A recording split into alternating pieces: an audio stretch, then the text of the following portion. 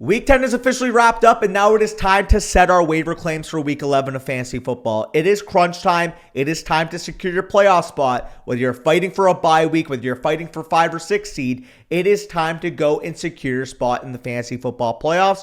And Week 11, man, we got a couple of names on the docket that should be exciting. But before we get into the official top 10 running back and wide receivers, I go through the should-be roster tier. Just a lot of guys that are rostered in 50+% of leagues, but if they are available, they'd be one of the top pickups in this week's slate. Alec Pierce, wide receiver of the Indianapolis Colts, looking very good, nearly 15 PPR points in the last month. He definitely should be rostered in every league. And to be honest, I view him as a wide receiver 3 for the rest of the season. Similar case with Tez Johnson. Obviously, the elephant in the room here, Mike Evans probably done for the regular season. Chris Godwin, still no timetable to return. And he has operated as that true number 2 wide receiver behind Emeka Egbuka. Jerry Jeudy, wide receiver of the Cleveland Browns. He was always getting the usage. He was always getting the snaps. But he finally had a big game against the New York Jets. And now moving forward, if he can maintain that wide receiver 1 level workload, he should be a flex option for you in your lineup. Similar case to Keon Coleman. He only played 62% of the snaps, but at the same time, he commanded 8 targets. He scored a touchdown in this game, and he's going to be attached to an offense implied for 28+ points every week. Next up with Parker Washington. He operated as the number 1 wide receiver for the Jaguars.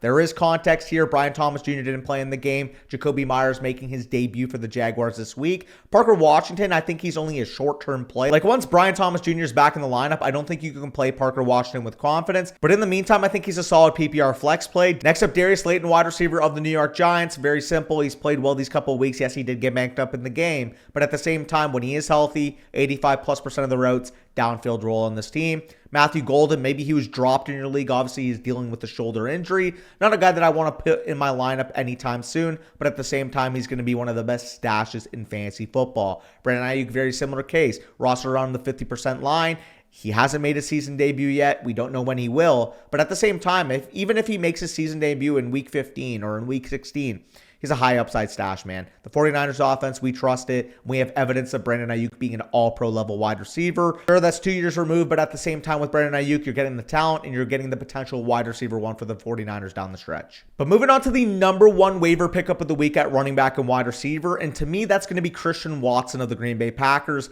Rostered in about 37% of the leagues. I would spend upwards of 20 to 30% if I'm very desperate. More than likely, you should be able to get him for under 20%. And the reason why I'm high on Christian Watson is that, simply put, when he's been trusted to make plays coming off of that injury, he's delivered, man, and I get it. It hasn't been the biggest workload, but at the same time, we've seen his route share go up significantly in recent weeks. 65% in week 8. He peaked at 83% in week 10. And obviously the elephant in the room here, Romeo Doubs leaves the game with a chest injury. He does come back, but he's completely uninvolved in that offense. We do have Matthew Golden, like I mentioned at the top, dealing with a shoulder injury. If we get a scenario in week 11 or in week 12 where Christian Watson is the number 1 wide receiver here, with either Romeo Doubs or Matthew Golden missing a game, we could be looking at Watson as a top 30 option. He's got the downfield appeal, and he really reminds me of Green Bay's version of Jameson Williams. My number 2 waiver claim of the week is going to be Luther Burden of the Chicago Bears, rostered in 15% of leagues on Sleeper. I'd be willing to spend 10 to 20% of my budget, pending what your league market is,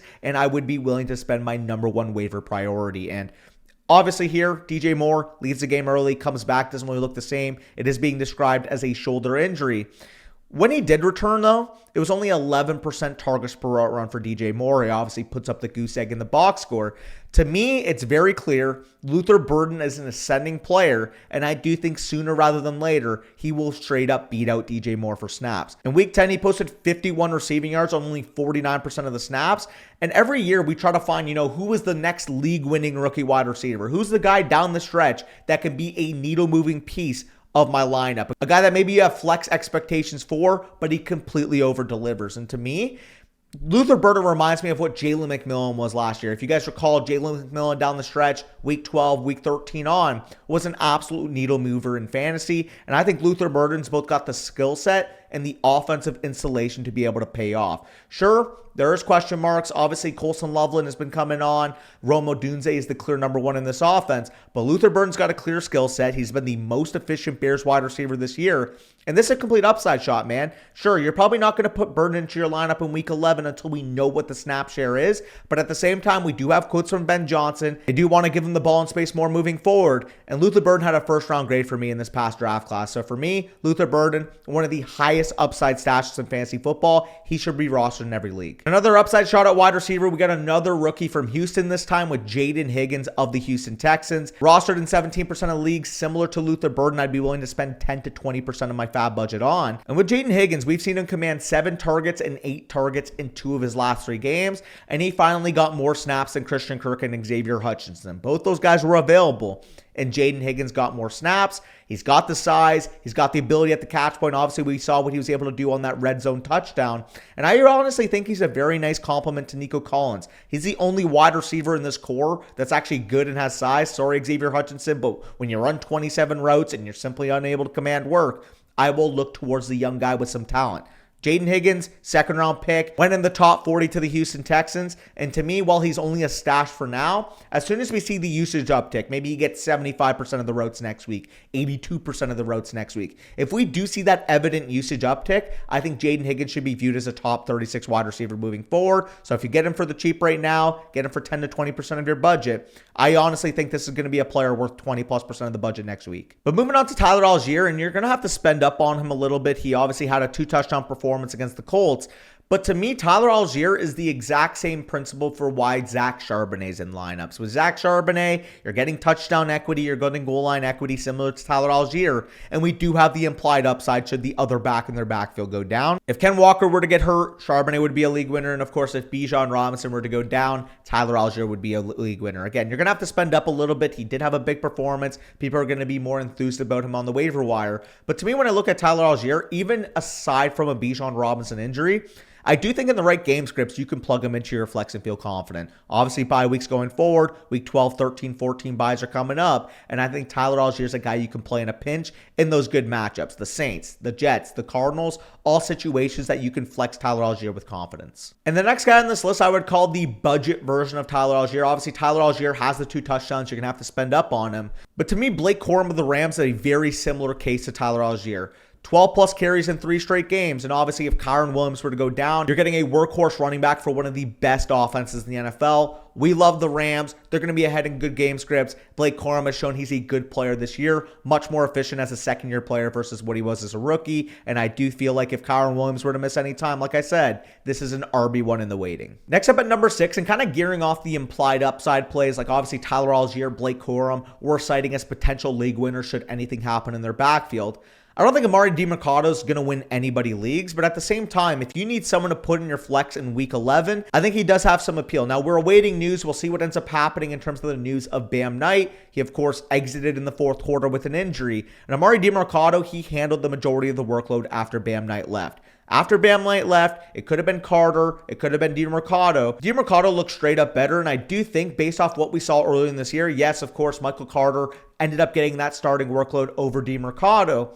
At the same time, he didn't do anything with it. And with Demercado, with both available in the backfield this week, he was straight up much better than Michael Carter. If I have to take a flyer on a 1-week play for anybody in this Cardinals backfield, it is going to be Emari Demercado. Now, in terms of fab, maybe you have to spend $5, $6 to be able to play him for 1 week. But I do think if he does have that workload, he could be a very solid option. In PPR leagues, we saw what he was able to do in the receiving game. And of course, he's got the juice to be able to break off a long run. So Demercado, it's a little bit riskier. I do think there's a tier difference between these guys, 6 through 10, than the guys I had in my 1 through 5. But I do think if you're in a pinch, you need someone to put in your lineup, Demercado has much more standalone value than the 2 guys we just mentioned. And at number 7, going back to the implied upside plays, Sean Tucker of the Tampa Bay Buccaneers. We do have the report from Tampa Bay that Bucky Irving, he still doesn't have a timetable to return. And Sean Tucker quietly in the last 2 weeks has gotten his most usage of the year, 30+% of the snaps, 2 biggest carry workloads in weeks 8 and 10. But let's be real, the main upside for why you would pick up Sean Tucker is if anything were to happen to Rachaad White. With Sean Tucker, he's over 200 pounds. We've seen breakaway ability.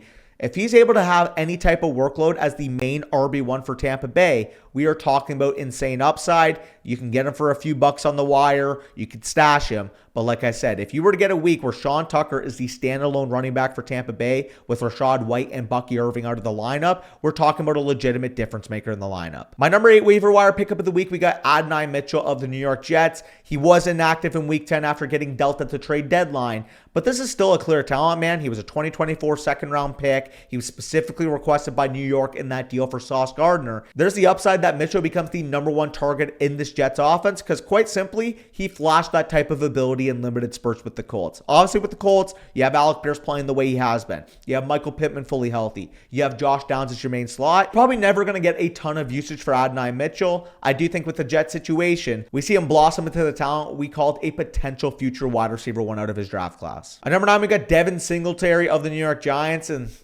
it's gross. Like, I get it. Like, you're seeing Devin Singletary, you're realizing, hey, well, this is the RB2 for a bad football team with the New York Giants. However, we did see him lead the backfield 2 weeks ago. It could very well be a hot hand approach. And I do think he has enough standalone value to be rostered on your teams. Now, I'm not saying get aggressive. I'm not saying bid half your budget, 20% of your budget on Devin Singletary. But if you can get him for a few bucks, $3 gets it done, $4 gets it done. He has shown the standalone value, and who knows, man, if this is indeed a hot hand approach, maybe you can luck into a 15-touch workload with him. And then finally at number 10 here, we got Samaje Perine of the Cincinnati Bengals, another implied upside play. Look, I don't expect Samaje Perine to have the most relevance if Chase Brown's healthy.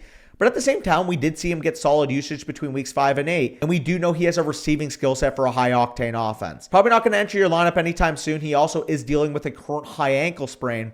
But at the same time, in the weeks 14, 15, 16 run, especially if they get Joe Burrow back for the playoff run, we could be looking at Samaje Perine being one of the most valuable handcuffs in fantasy. But moving on to the onesies, we'll talk about my 3 favorite tight end streamers and my 3 favorite quarterback streamers this week. At tight end, we'll start off with number 1 here, Dalton Schultz of the Houston Texans, and he's quietly been very good, man. 10.5 PPR points per game this season and 13.2 points per game over his last 5 games. Not to mention he has 11 or more fantasy points in 4 of his last 5. And on top of that, he plays the 8th ranked team versus tight ends with the Tennessee Titans this week. If you need a tight end start to pinch into your lineup, Dalton Schultz has shown significant volume upside in this offense. Same thing with Theo Johnson, man. He's been a top 12 scoring tight end in 4 of his last 6 games. And he's currently the tight end 12 in PPR points per game this season. And now faces the number 16 ranked Packers defense in week 11 for fantasy. If you need a spot start, you got a guy on bye, maybe you lost a tight end this week, I think Theo Johnson can enter your lineup in a pinch. And the same applies to Mason Taylor of the Jets. Look, I know it was incredibly low volume in week 10, but at the same time, Garrett Wilson, he exited this game with a knee sprain, and we simply won't see 11 passing attempts every week. Like, surely I understand you have Justin Fields. It's probably not going to be a 30, 40 attempt offense, but 11 passing attempts is unsustainable. And I do think, given the usage we've seen from Mason Taylor, 87% of the routes, 14.4 PPR points in week 8, I do think there's significant upside in this spot. No Garrett Wilson. He now becomes the number 1 in the progression. And until Adonai Mitchell really proves himself, I think Mason Taylor should be viewed as the number 1 on this team. Moving on to the quarterback position, and before I get into the 3 streamers that you can play in week 11, I do have to mention a guy that you can't play in week 11, but is one of the best stashes in fantasy football. He is rostered in 61% of the leagues, but if you are in the 39% that he's available, you have to be rostering Joe Burrow. 21-day practice window is open, meaning that at some point in the next 3 weeks, he will be making his return to the lineup. The Bengals, they're still in the midst of a playoff push. That division's very close. The Steelers, the Ravens, the Bengals, they're all in the mix. And I do think if the Bengals are in playoff contention, we see Joe Burrow come back. And obviously, of course, as soon as he's back, he's a mid-end quarterback 1. But moving on to the players that you can actually put in your lineup this week. Number 1 here, Aaron Rodgers. Very simple. 24.6 points last time they played Cincinnati. And as we know with the Bengals defense, they are the 30th ranked defense against the pass this year. Next up, Justin Fields of the New York Jets. Obviously a bad game against Cleveland, not a ton of volume. But at the same time, the Patriots are a clear pass funnel defense. And with no Garrett Wilson, maybe we see Fields lean on his legs. We know he's very mobile. We know he likes to handle the rock. And as bad as the Jets have been this year, Fields has scored 20 plus points in 4 of his 7 starts. And the final name I want to mention is Marcus Mariota of the Washington Commanders. He is a rushing quarterback, and he faces the 24th ranked Miami Dolphins defense. He hasn't finished lower than quarterback 19 at any game this year. And I do think, given the rushing rushing ceiling we've seen, given the cupcake of a matchup, we can see 18 plus points yet again for Mariota. But either way, if you guys enjoyed, make sure you leave a like down below, comment your biggest waiver wire decision. I'll try to get to as many as possible. And of course, if you're new, hit subscribe. We are on the road to 100,000 subscribers. Appreciate you guys for that continued support. But with that being said, peace out. Good luck in week 11. Secure your playoff spot, baby.